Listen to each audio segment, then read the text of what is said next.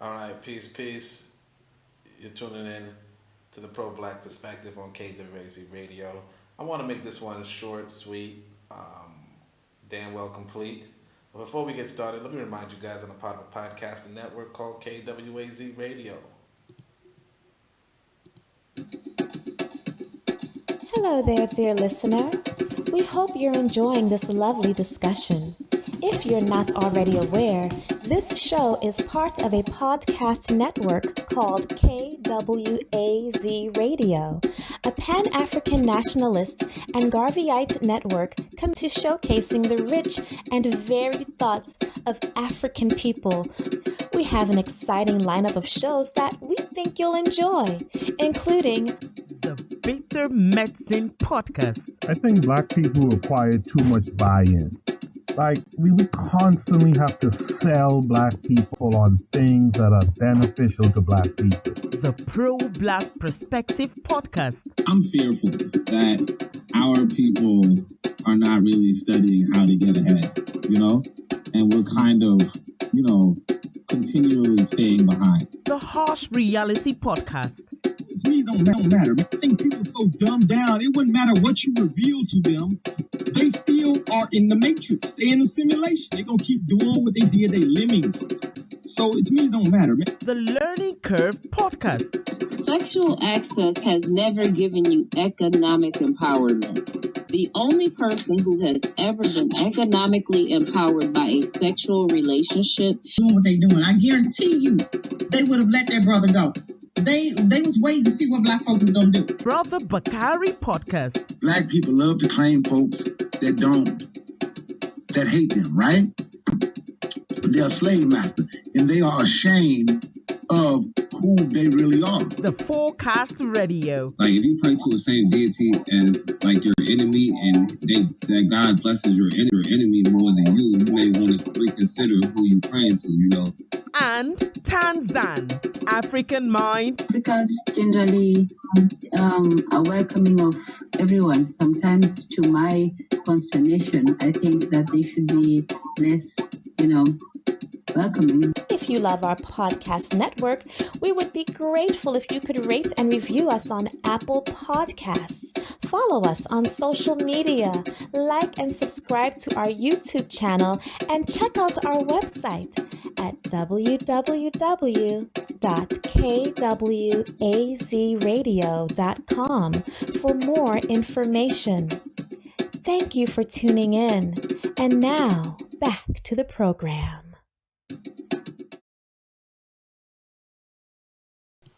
All right, fam. So I'm minding my business. I sometimes go on Reddit, I'm minding my business. I sometimes go on Reddit and then I see this, and it's bootlicking. It's bootlicking, American bootlicking 101. And I was in the middle of, I was telling my friend, I said, look, man, you can't be entertainers unless you're using institutions. You can't be entertainers unless you're building institutions. But at the same time, and I say, look, I started, putting paper to pen, and I called debate, what did I say? Let me see if I could go back to paper and pen. I called debate, let's see, the fate of bold fools. You know what I mean? I was doing a little bit of rhyming. So it's like, understand, in the world of the golden rule, gold rules, debate is just the fate of bold fools, right? But, what that means is that you really shouldn't be debating anybody. What you should be doing, you should understand the golden rule, right? Gold rules. So if you want to run the stuff, you got to get your gold up. And not just gold, but you got to get your institutions up. And really, that kind of pivots back to, my dude right here. I'm going to say my dude, Traore. Okay? So, I'm minding my business. So like I said, you shouldn't really go into debate, but still, it's hard to resist when people are doing the bullshit. And, you got to resist and just keep it a buck. That said, now hold up a second. Is this thing telling y'all I got my thing auto-generated? That's crazy. All right. But still, you got to keep it a buck, right? And so I'm looking at this. Somebody says, "Oh, look at this," and then there's a big conversation going on about that. So what I want to do is I want to show y'all some of the comments and some of the responses that I might have given. But I also want you to just process that, this move right here is the right move. History tells you this is the right move. But what happens is that you have these American bootlickers. Okay? These American bootlickers are going to try to tell you that things not supposed to go that way. But anybody who studies history, or studies his story, okay? Studies, you want to keep it, our story, whatever. Anybody who studies understands that, you should have dissolved the political parties. Okay, so the interior minister says multiplication of political parties has fueled divisions and weakened social cohesion. And so this actually was a good comment right here. I'm going to highlight that one. Dude says, look, it makes me smile because in the autobiography of Malcolm X, 1964, there's this passage from, this is Malcolm X. He says, I flew back to Cairo from Beirut, and there I took a train to Alexandria, Egypt. I kept my camera busy during each brief stopover. Finally, I was on a plane to Nigeria. During the 6-hour flight, when I was not talking with the pilot, who had been a 1960s Olympic swimmer, I sat with a passionately political African. He almost shouted in his fervor, when people are in a stagnant state and are being brought out of it, there is no time for voting. His central theme was that no new African nation trying to decolonize itself needed any political system that would permit division and bickering. The people don't know what the vote means. It is the job of the enlightened leaders to raise the people's intellect. Apparently, some ideas and some political dynamics never really change. And, the person kind of makes it like it's negative. And let me see if I don't know where. I think I wrote like 10 comments in this thread, right? I don't know where. But yeah, then you got these people. Unfortunately, there's never been a successful dictatorship in Africa, even after colonialism. Leaders thrive in keeping people ignorant while they loot wealth and impoverish their citizens. Greed is the currency for African dictatorship. So I kind of want to push back on these, but again, I understand you can't push back on entertainers. If you really want to push back, and this is the thing I really want to stress with you guys. If you really want to push back, build institutions. Okay, and that's easier said than done. The easy way is to, try to argue, but you got to understand that this mindset right here is rooted in an institution. You understand? This mindset right here is rooted in an institution, and this person was not sitting in that classroom alone. Okay? So unless you have classrooms, your ass doomed. Pretty much. And that's why, again, you have to salute Traore because this brother's putting in work. Okay? This person is going to hate on him, say he's trying to be a rapper. Look, 50 Cent's already told us 9 out of 10 brothers try to rhyme. You know what I'm saying? like shit. I remember I was trying to rhyme. Matter of fact, if y'all understand what I just quoted, I was rhyming too, man. I was just now rhyming. Ain't nothing wrong with rhyming. Shit. All right. So, let me see if there's any comments. No comments, no views. That's all good. So this guy, so let me just push back on this, right? He's like, look, Africa has a problem with greed and Africa has a problem with this. Yes, man. Let me explain to you guys. This is why we talk about neocolonialism, right? Africa was colonized. Everybody knows this. There's no secret to anybody. Africa was colonized. Institutions were built. This is why I keep telling y'all, institutions are the most important thing you could do. Institutions were built to colonize Africa. Okay? Institutions were built to colonize Africa. Institutions were built to extract labor out of Africa, pay a small minority of people, usually the colonizers, and extract that wealth and send it back, extract the material goods and all that, and send it back to the colonizer's mother country. Okay? Institutions were built. Everybody knows this. Everybody understands this. It was colonization. Okay? Now, after Africa, quote unquote, decolonized, did it transform those institutions? Or was it still structured in such a way that the resources were being extracted and sent overseas to willing buyers in the quote unquote, in the former mother country. You understand?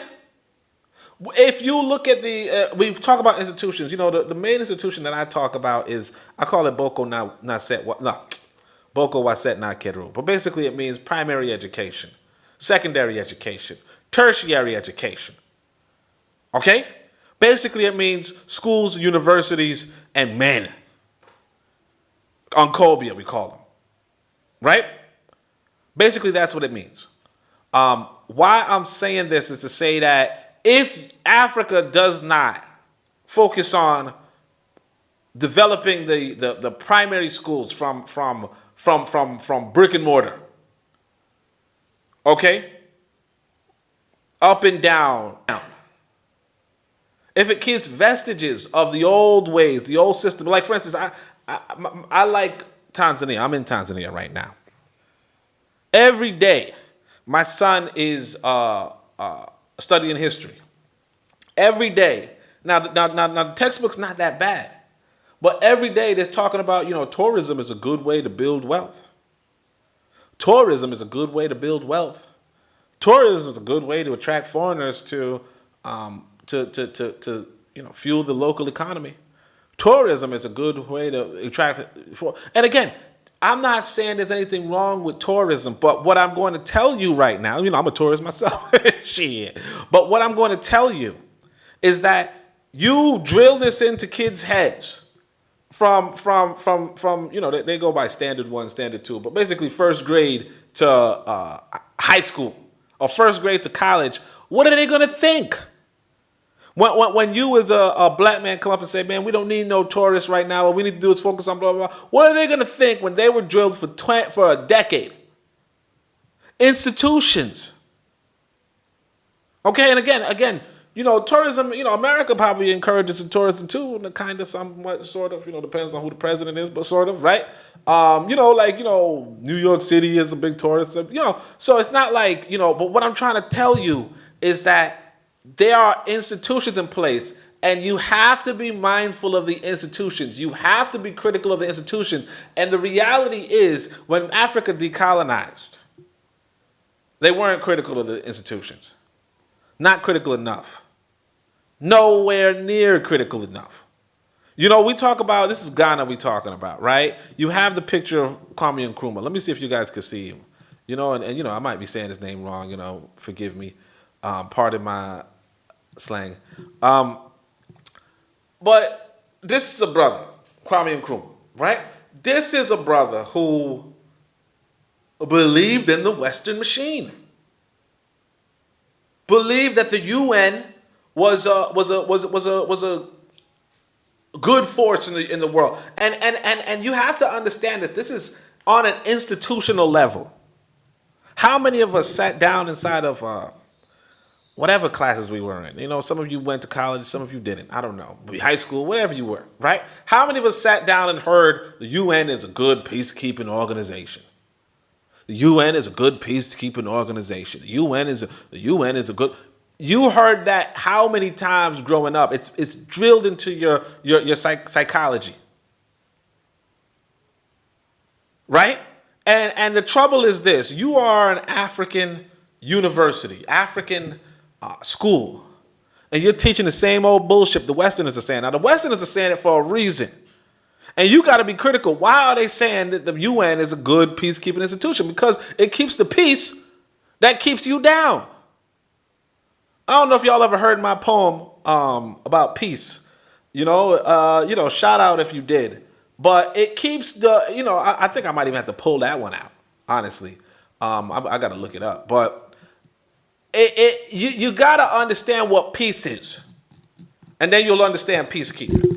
Okay, so let's actually take a little bit of a look into the pro-black compendium. Back in the days, I used to be a little bit more America-centric because I had the these white boys had institutions.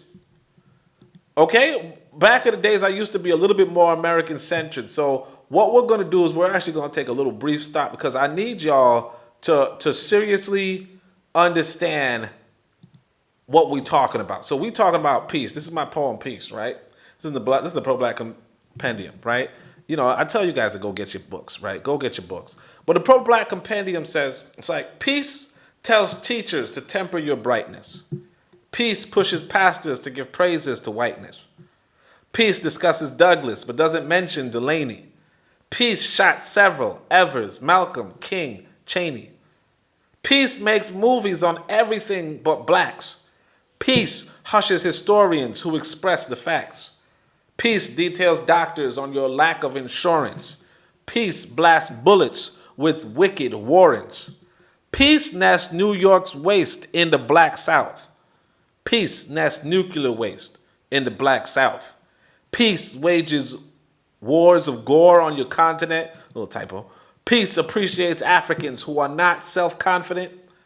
Peace nudges non-blacks to siphon your money. Peace calls comedians who curse you funny. Peace sent squadrons against the Seminoles. Peace said states don't mention the Seminoles.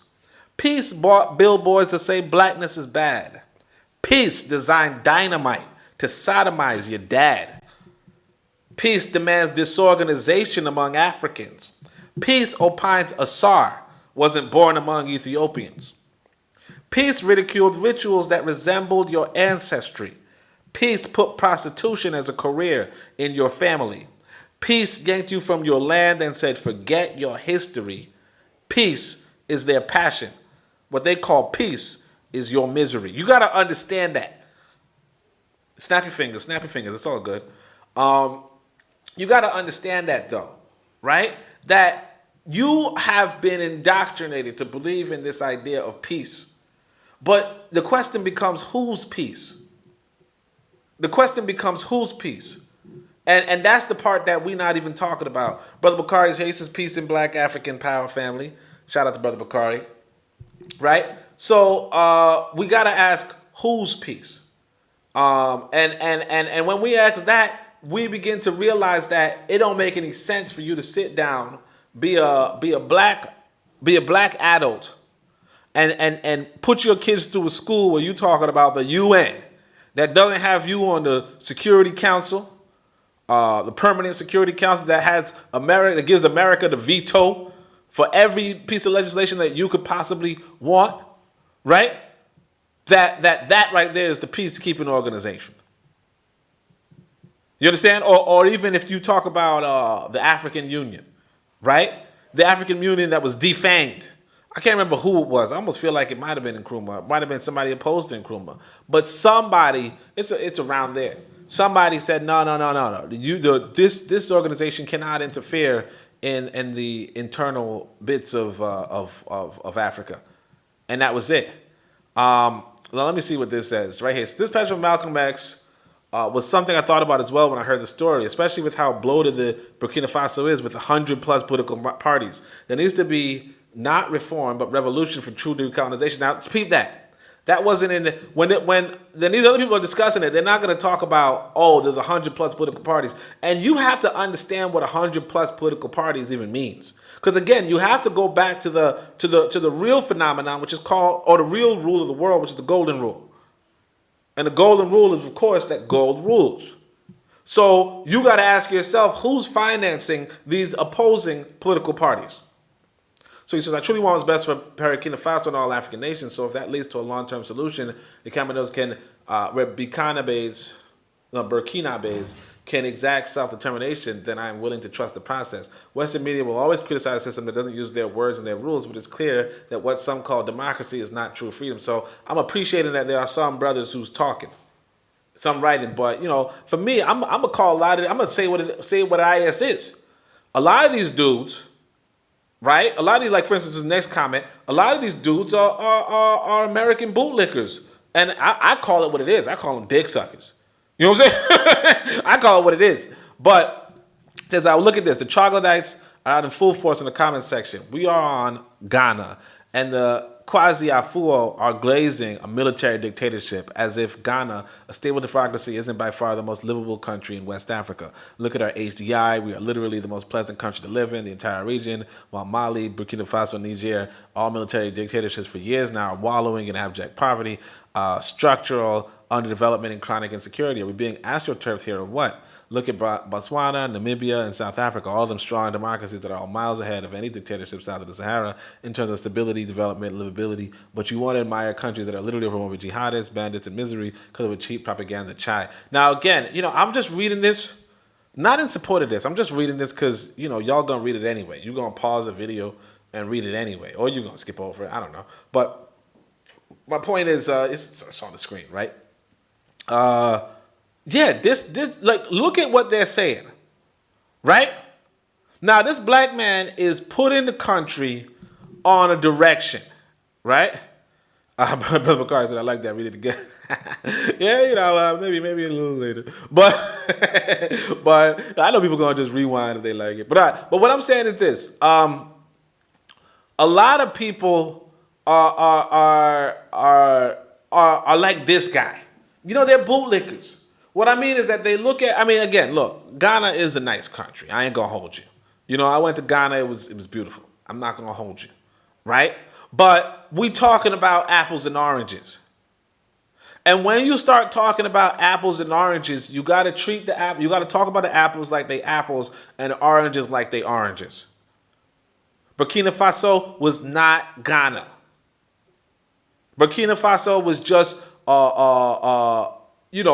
just a place for the French to steal from. Okay? Real exploitation for years of neo-colonialism. Okay? Big challenge. Big thing. Okay? How the French do shit was different from how the British did shit. Big thing. And so, Ghana give Ghana its credit, sure. But don't act like my brother is not changing the world. Not changing the country for the better. Sure.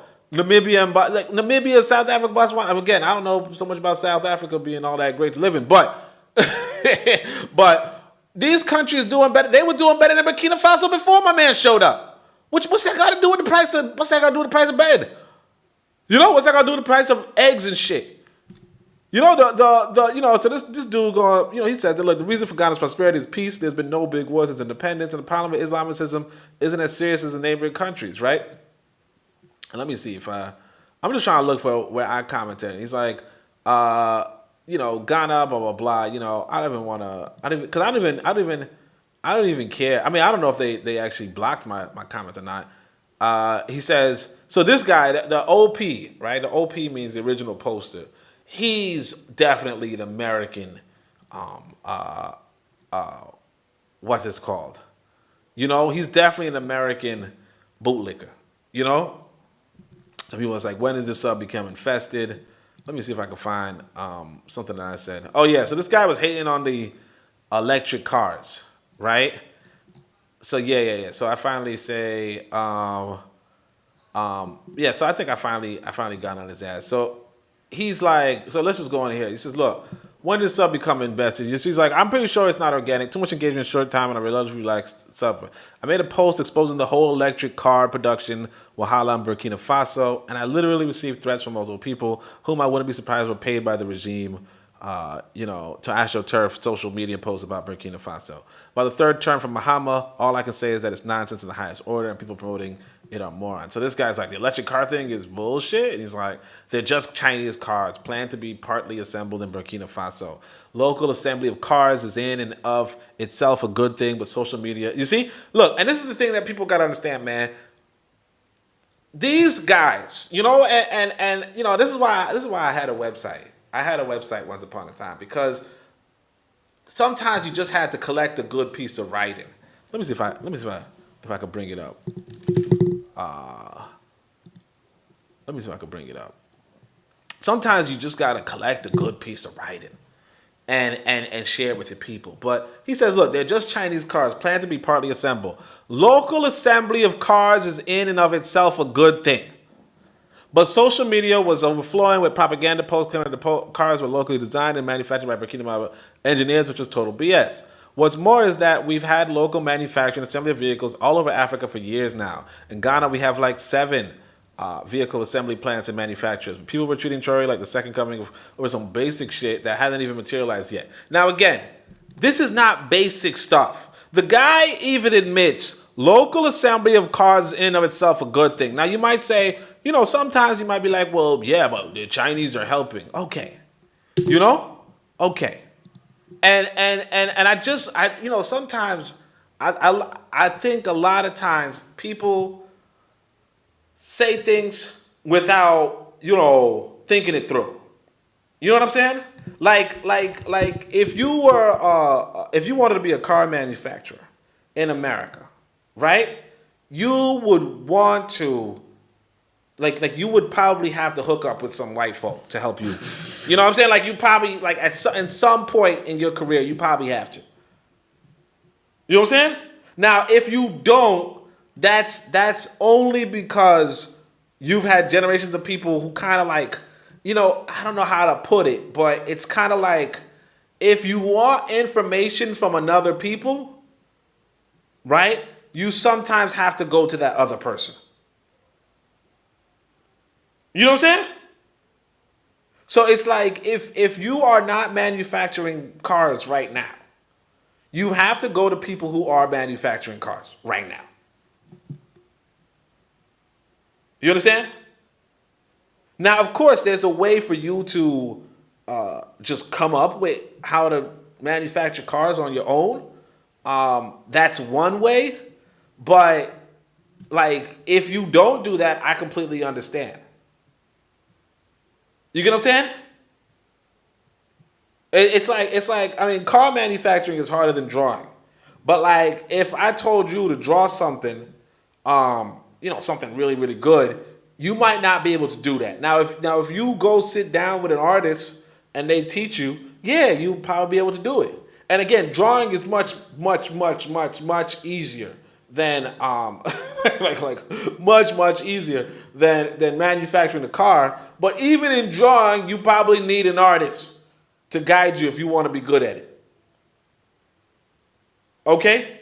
So this whole thing about oh man, but the Chinese are helping. Okay. And again, we just read, I think it was last week, we just read this dude talking about, man, it's beneficial if you have a local manufacturing plant.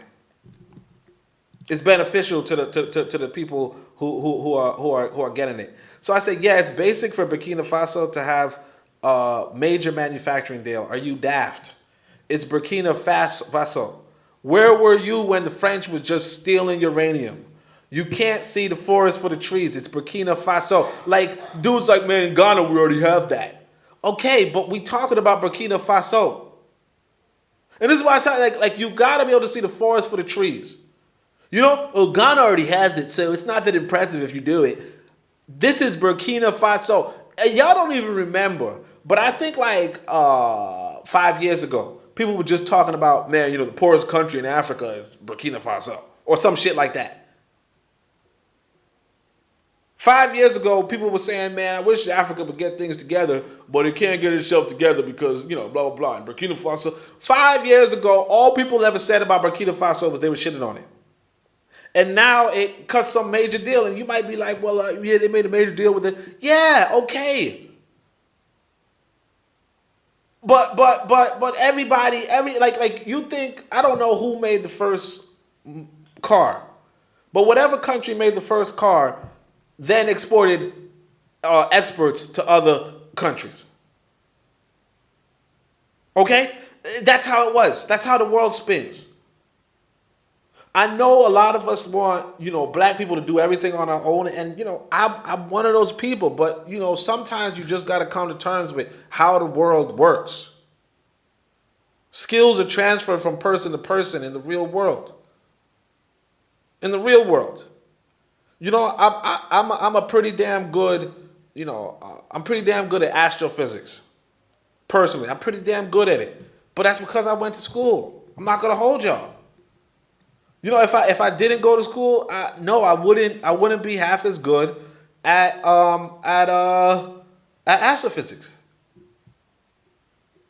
There are a lot of you guys are brilliant, but if we go toe to toe in astrophysics, I'm probably gonna pull ahead. You know what I'm saying? I'm probably gonna pull ahead. It's not because You know, it's nothing to do with y'all. My classmates who were not that brilliant, they're probably gonna pull ahead too. You know, if we talking about the same astrophysics, that's just how the world works. You know, I got. You know, I only got love for folk who want everything done. But I mean, I'm just trying to tell you what an IS is. Let's see if I can find something else. Let me see if I can find another one of my comments. So, you know, the guy says the Hill States were simply neo-colonies for France to extract resources. This guy gets it. But you guys see who I was. I was a thing. Hence why they were literally the poorest on the planet when French puppets were running the show. This is context dependent. And in case of the AES, they have sham democracies that was simply a vehicle for French control. It's not unreasonable to see why an authoritarian regime who was attempting to industrialize the nation, reduce poverty, and finally building proper highways connecting their two most popular cities is popular. Botswana and Namibia contexts are completely different. Also, all the Southern African nations you listed have the worst economic inequality on earth, with their white populations hogging vast majorities of economic resources. South Africa is literally the worst on earth in this regard. I have no idea why you would bring them up as if they were some success story. They literally have French Revolution economic inequality. It seems like success to you, some of you, is when white people are robbing you blind. You see? And like I almost feel like I don't even have to do this podcast because I feel like some dudes are really getting it. You know? And that's good. That's respect. And actually, I do want to point out to you brothers, though. This is why I tell y'all, this is entertainment. This is entertainment. Even what I'm doing is entertainment. This is not institution building. So some brothers are going to fall through the cracks, but the reality is, if you want to change the world, you got to build institutions so that this is the norm of your graduates. And your graduates are meeting up together and discussing and coordinating with each other and profiting with and among themselves. That's how you build the people. See, because this brother is just, I don't know who this brother is, but I mean, I could almost wager that he's not in government.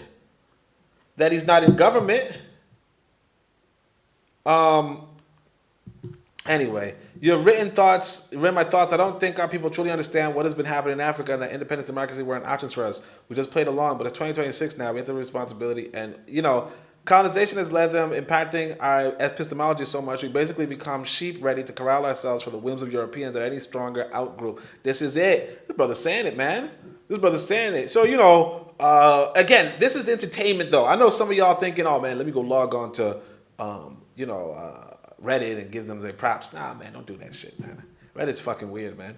But shit, Reddit's weird, my guy. All right, we need mass re-education from the U.S. to the Caribbean to the continent. From everything I observed, none of us have been able to study our histories. Thus, we aren't able to see reality for what it is. Us getting picked apart. Mind you, I'm not even arguing that authoritarian regions are the best. It just makes sense in the context of the AES. Now, again, this guy. Oh, and look, you see, this is the pushback. This is the institutional pushback.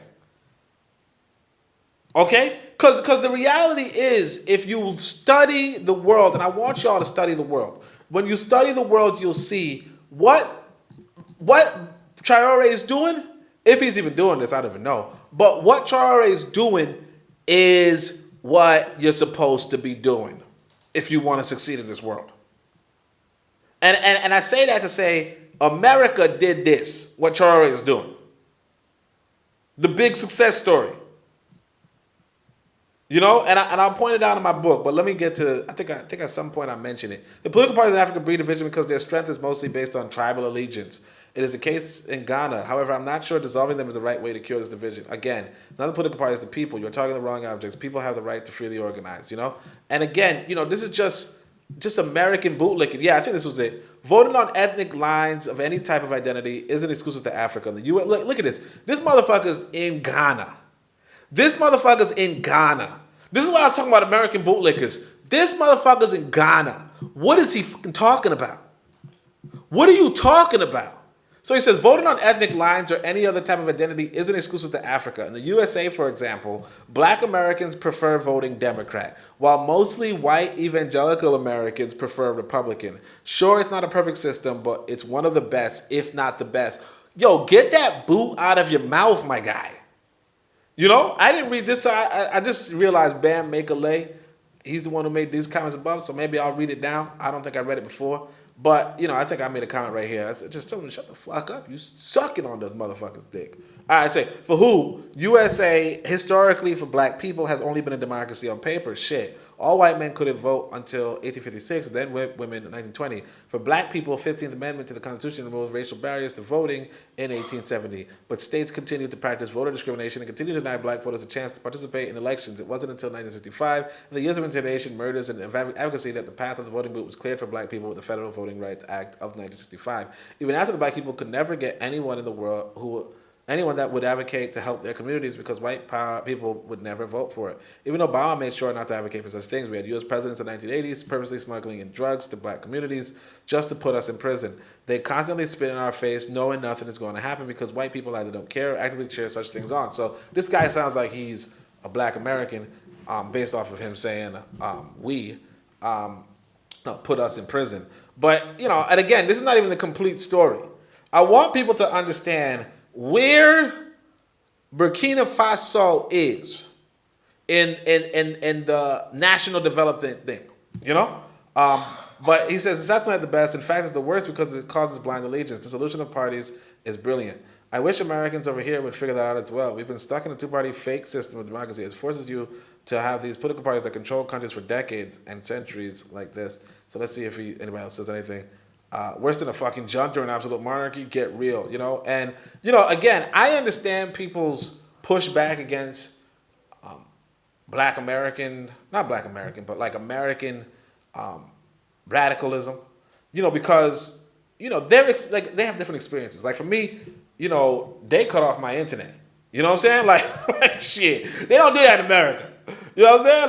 Like they don't do that in America. So, there's some different shit. You know what I'm saying? So everybody feels different, So it'd be nice to please, blah, blah, blah. So this is what I say, just say you prefer. See, I don't know why. Like I should really be more constructive.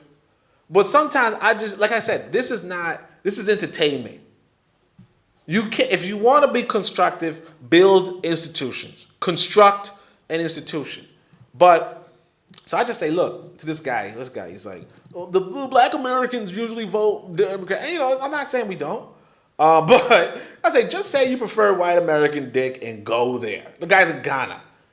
But for your information, America also prohibited rival political parties in its beginning. You even lost your property if you supported the British.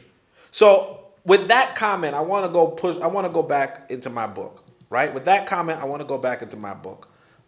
So this one is called Uangalifu, okay? And this is the passage I was looking for. I don't know where I should start. Maybe. So this is like one of the chapters, like Be Colonial kind of thing, right? And it's like, look, Smith recommended either an end to colonization or increased taxes. Tax was England's method. He was talking about how to change America. He said America, he noticed, greatly profited from the colonial arrangement, neither paying for England's defense nor their own. Their only real expense being the public officials and local matters. Otherwise, they had really profitable trading arrangements and manufacturing allowances. So Adam Smith, quote unquote father of capitalism, recommended either Britain ends its colonization or it increases its taxes. Taxing was England's method. However, the American elite did not respond kindly to the increased taxes. They rallied their commoners with no taxation without representation and won an independence war. Maurice Bishop, the revolutionary president of Grenada, explained what followed afterwards. So you got to go listen to the Maurice Bishop speech, right? He says, no revolution does not have a dislocation can be called revolution. That is an impossibility. Now, I should have probably explained what he meant by dislocation, because at this point, I don't know. But he says that is an impossibility. When the British had their revolution in the 1650s, it took them 200 years to call their first election. 200 years after the revolution that the British had, then they had their first election. When the Americans had their revolution in 1776, it took them 30 years to call their election. In the first week of the American Revolution, 100,000 fled to Canada.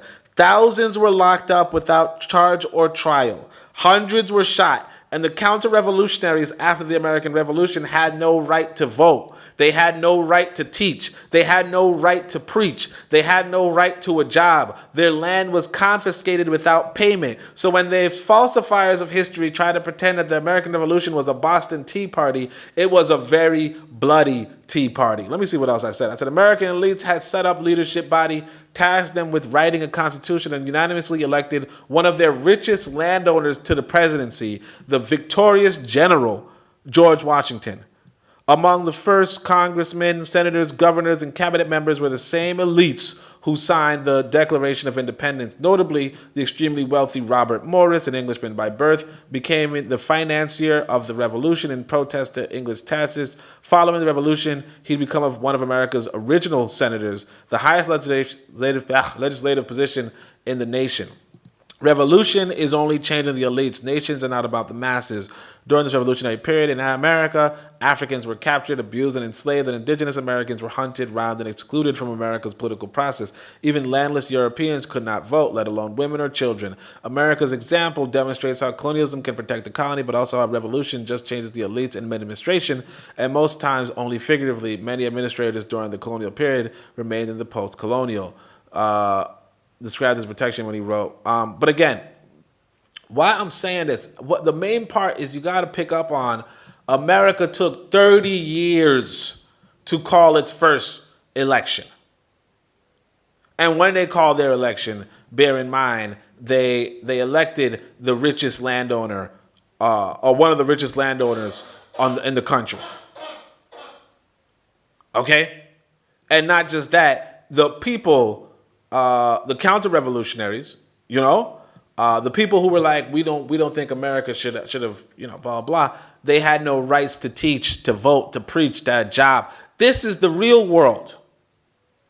Whereas you see in Africa, we had our revolution, or we had our, decolonization, and we went straight into elections.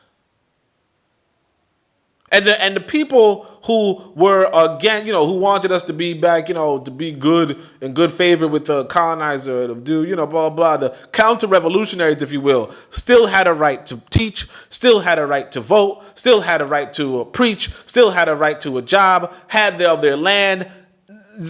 Come on. We fucked up then. You see? Because you have to go and study history. And this is why, look, one of the things I want you to do, if you're really serious about doing the institutions, is you put the Uangalifu book in that institution. You tell the kids, you take out some of the little, like, see what I do with my son. I have a little a book. I call it I can't remember what I call it, but it's something like Oncobia, something like that, right? I wrote a little book for my son to go study in school. Matter of fact, it's called Weekly Study for Oncobia, right? Let me see if I can show it to you guys. Looks like I can't. But I put together that book and said, look, there's a little bit of snippets, a little bit of Ptah Htp, a little bit of, Ma'at, little bit of, some excerpts from Uangalifu. You understand? Some poetry, some whatever. I put it together and say, look, you're a kid. You can't understand the big book, but you could understand this, or not even understand this. You could read this. See, that's what Wazungu does to us. Okay, he says, look, here, kid, read this Bible, or here, I'll read this little passage to you, or read the Quran, and I'll read this little passage to you. Okay, and the kid can't understand it.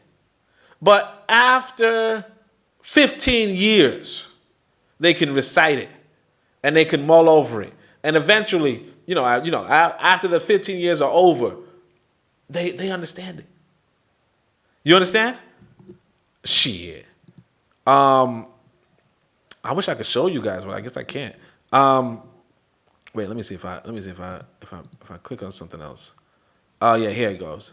So it's weekly study of for the sons of Oncobia, and even my son's teacher would be like, oh, that's him, the son of Oncobia, right? But you see, it's like I have the Know Thyself poem. I have this. This is the Ptah Htp.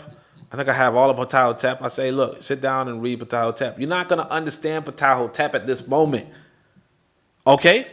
But you sit down, you read him, and you read him, and you read him, and then eventually, and then look at this right here. 5 experts from Uangalifu, husband and wife's work. You know? Prioritize greater security. Securitism, you know, blah, blah, blah, blah. Africa, a nation first. Third factor is to look at, you know, a nation is, you know, real world and imaginary world. You know, this is just, hey, don't believe in that other stuff. And money, but money after safety. You know, money is important, but, you know, your safety is more important. And again, kids reading this probably can't understand it at this point in time, but you just kind of cut it down, give some excerpts, and this is what the other people are doing. And they're doing this in your face. They're reading the Bible. You are sitting down reading the Bible with them. You're reading their Bible with them. You're reading their Quran with them. So you know what their strategy is. But you're not peeping the game. You know, you're getting hoodwinked for whatever reason. I have no idea. But anyway, let's go back to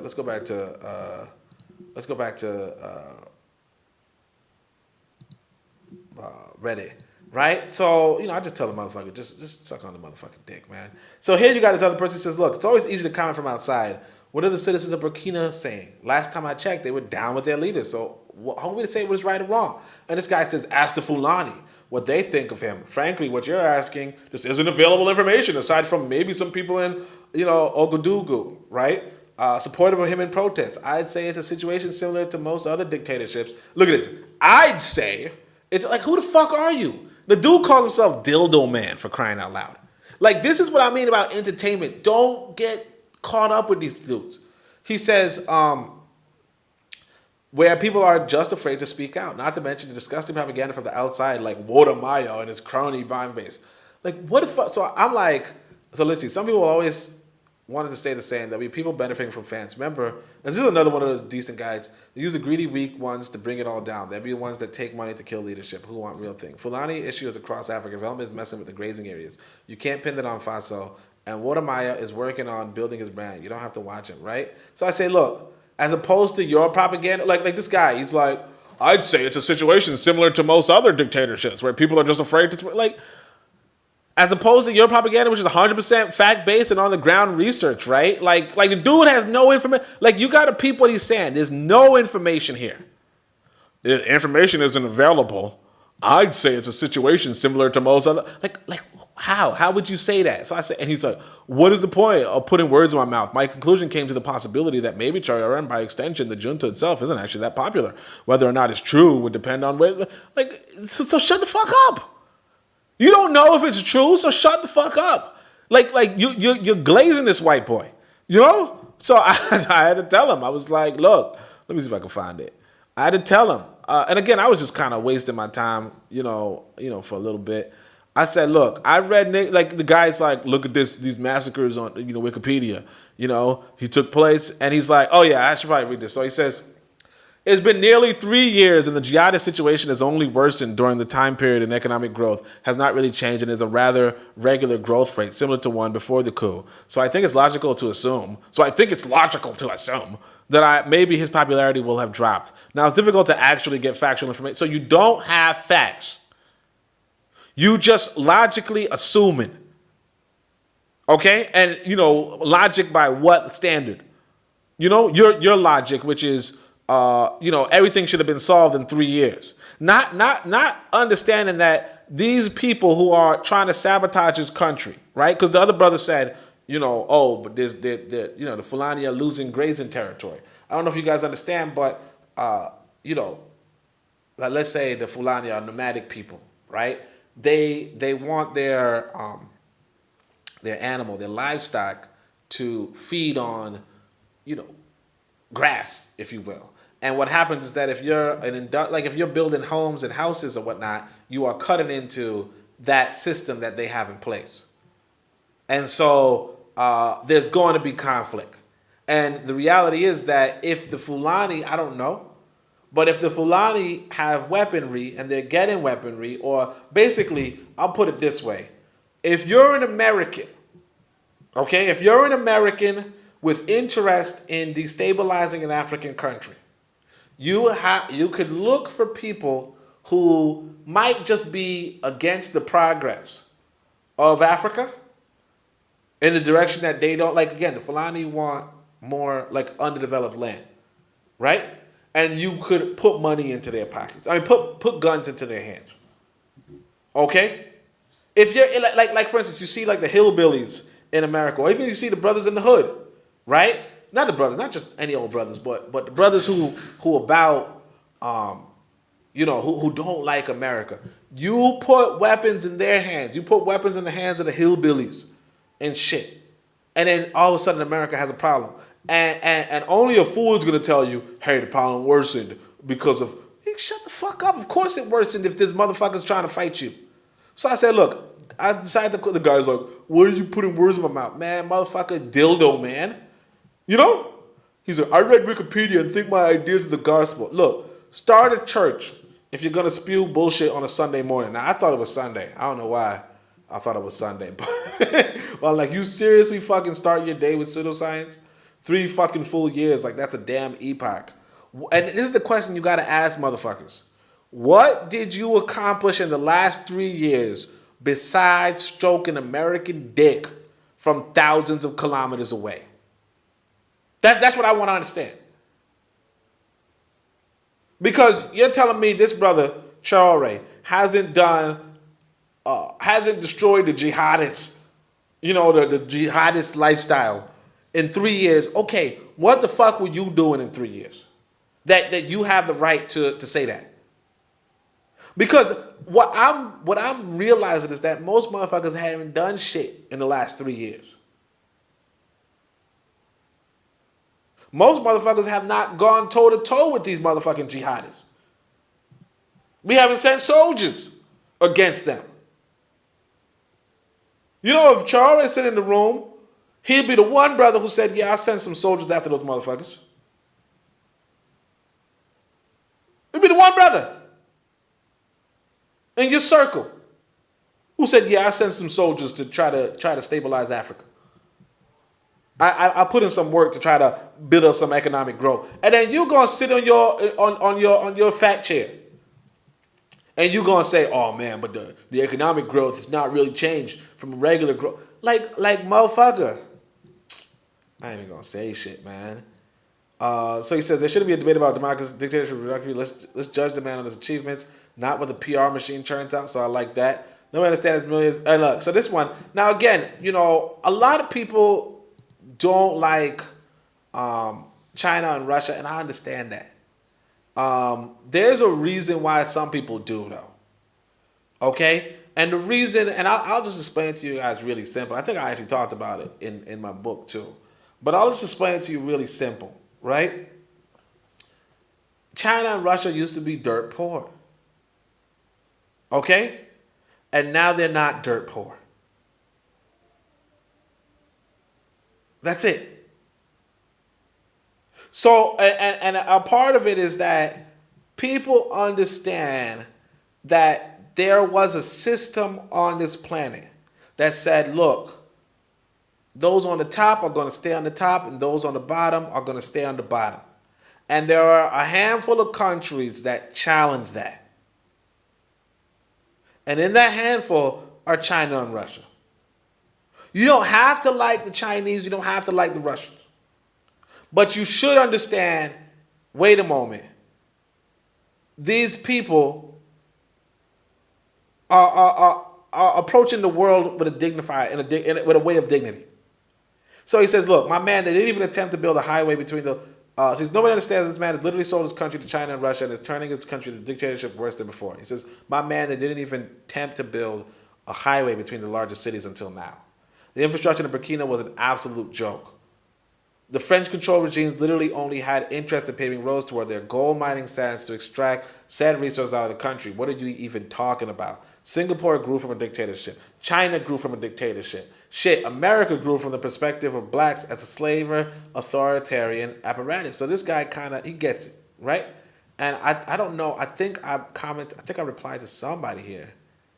So yeah, this guy's gonna say. I think right here, this guy's saying. Well, I didn't respond to this one. Let me see if I. I'm just trying. You know me. I'm just gonna. I was about to say something. I was about to say pause. He says, China is not paving Burkina. The machinery is truly dominated from the Burkina people. Basically, these guys are just gonna hate on the fact that the Chinese are even doing anything. As like what like who else is gonna do it? And I mean, I get it. Like I said, I get it. We want black people to be the only people doing shit, and I get that. I respect that. But you know, there was one time, Koku. Make sure you guys check out the Bit of Medicine podcast later. But Koku was interviewing this brother. I can't remember his name now, but the dude was in Senegal, and he was like, I think Koku asked him why the Chinese were doing the oil drilling, like offshore drilling, and the dude was like, who else is gonna do? Who else has the machinery? Like, if you don't have the machinery, and the thing is that you're in the modern world where modern shit requires like I don't want to say foreign, but requires corporations. Let's put it that way. And sometimes it's going to be foreign corporations. Okay? Now, if you are fortunate to be in one of the largest countries on the planet, right? Russia, China, America, you might not need foreign corporations, although foreign corporations do shit in Russia, China, and America. But for the most part, like if you are in Denmark, you're probably going to have a French corporation building something for you. If you are in Sweden, you're probably going to have a British corporation building something for you. That's just how the world spins. And unfortunately, African people have lost a handful of corporations. Okay? You know, we used to have so on and so forth. So I think, oh yeah, so that's my comment right here. He said, nobody's country also. I said, look, man was quiet when the French were there, but let a black man work with anyone who isn't Western European, and he's a fucking expert on critique. Now, I don't know how many more of these comments I have. I feel like that might have been all of them. Not 100% sure.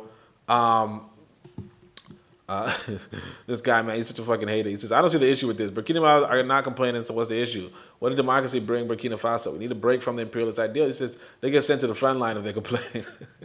You know? Like, motherfuckers just be making shit up, man.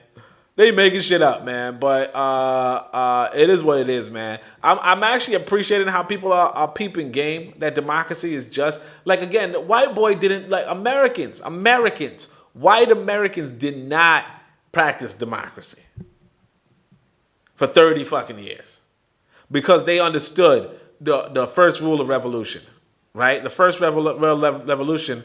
Oh, here's where I'm at. The first rule of revolution is protect the revolution. The first rule of revolution is protect the revolution because again, we talking in Ghana. I want y'all to understand the reason why I do not badmouth Kwame Nkrumah is because Kwame Nkrumah's what his infrastructure building, his institution building was legendary. Okay? His institution building was legendary. The dude would have fast-tracked Africa, Ghana in particular. But he would have fast-tracked Ghana into a top-tier nation.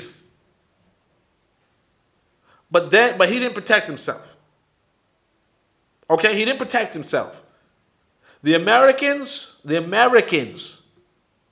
same people, these motherfucking Ghanaians are dick sucking. The Americans set him up, got rid of him.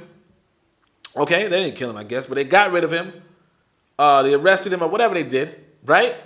And then they replaced him with some motherfucker who pushed Ghana back. The Ghana we have today is not the Ghana we would have had if Kwame Nkrumah stayed. Okay? And it's because the first rule of evolution wasn't practiced. Protect the revolution. And the Americans understand that. And they understand that you don't understand that. So I say, this is only ABS. He says, good. Anyone who studies history will know that even America prohibited political ideologies early on. Anyone can tell you that the most successful nations on the planet follow the same blueprint. This is why I don't even talk with most of y'all. Y'all don't want black advancement. Y'all want to be American citizens. Just go suck your American dick and get citizenship by being a man wife. And that's another thing, too, you're going to pick up on. A lot of times, I'm changing my whole script. I used to be, I'm talking to black men, I'm talking to black women. I'm not talking to black women. I'm talking to black men. Okay? I'm not talking to black women. I'm talking to black men. I got all the respect in the world for black women. But I'm talking to black men. Because I'm a black man. You know? And I want y'all to be clear. I want to be clear. I'm a black man. So look, this guy says, early on, LOL, this country has been independent for more than 60 years. And more than 40 of those years has been junta after junta. And I'm like, say you don't understand neocolonialism and pick up a book. Like, seriously. You could say, yeah, man, it's independent for 60 years. Man, shut the fuck up, man. If you don't understand that we haven't decolonized properly, then just shut the fuck up. Whom we go to beg from is motherfucking a one-party system. Yeah, the Chinese are a one-party state. Like, people don't understand it. But anyway, that's pretty much all I wanted to say. Shout out if you if you're listening to the playback. Leave a comment, like, subscribe, share, all that good jazz. Let me see if there's any other thing I wanted to show you guys. Nah, there's nothing else I wanted to show you guys. So that's pretty much it. I wanted to put into the air that we should like this move looks bad if you've been institutionalized. If you've been institutionalized, this move looks bad. But if you understand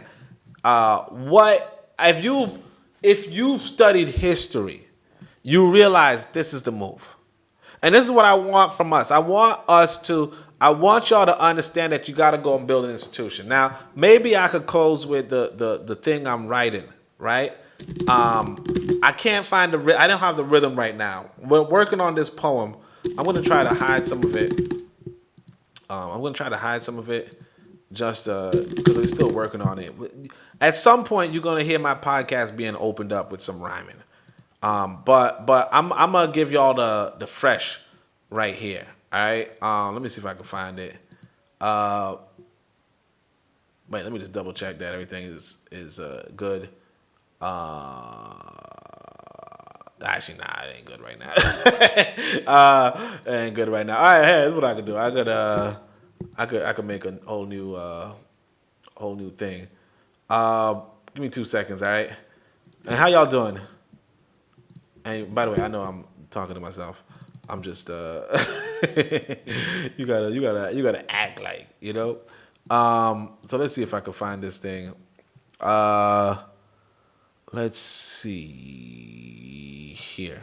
All right, so we're gonna make this a little bigger. We're gonna see if you guys can read it. So it's like, look, entertainment versus institutions.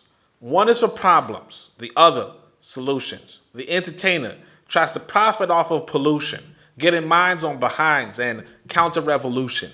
They are all paid since the time that men were slaves. They were everyone's for purchase, and what's not broke stays. So understand, in the world of the golden rule, gold rules, and debate is just the fate of bold fools. Talk is easy, talk is cheap. Let's talk is the daily motto of the week. Dialogue is just a way to wallow in defeat. If you're not here to fight, good night, go to sleep. Now, by the way, I probably would rhyme this, rap it a little bit, but, probably got to find a beat or something, But he says, look, real men, since the dawn of time understood, if you want to build something good. Choose to use mind like it's metal and wood and give people the chance to be what they should be. And this all starts from a center, a gathering place for learners to enter, a forum, a school, a venue. So, I'm kind of working on the thing right now. It's not, this is hard, writing. Even so, a lot of what you got to understand is here though. Don't worry about the entertainment. See, because at the end of the day, these guys are talking. Only thing that's important is that Traore is doing what he got to do. And the only thing you got to remember is that this white boy is doing what he needs to do to keep you under. Okay? This white boy is doing what he needs to do. He's doing entertainment too. I ain't going to hold you. He's doing entertainment too. But he's doing entertainment along with putting you through the public fool system. Okay? He puts you through the public fool system. And then you come out, waving the American flag like it ain't do shit to you. Okay? You there can't name 5 African countries for some damn reason. You there don't know the president of nowhere but America. You understand? Because he has institutions. And he says this is not of any value to you. What's the name of China's main political party? It's not of value to you according to him. Probably the biggest political party on the planet. And you don't know. But anyway, that's pretty much the whole podcast. So appreciate y'all for coming through. Appreciate y'all for coming through. Make sure y'all check out the different books I have. So these are the different books I have.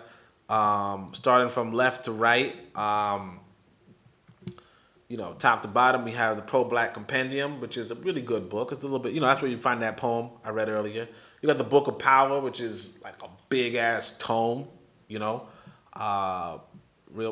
talk. You got Uangalifu, which is my latest and greatest book. Definitely got to go check that one out. You got Zubiri and the Ruins of Ma'ah, my first book. It's pretty small pamphlet kind of thing. And then I got my own children's book, I Could Be a Nation Builder. And, I do have some AI generated art, but it's peace. You know what I mean? It's peace. So beyond that, I appreciate y'all for stopping by. Right now, it's 11:22 for me. So I'm gonna hit the hay, and just tell y'all, deuces. Shem Hotep, Anku Jasa Neb Neb, Amen, Ma'at Dua Nature.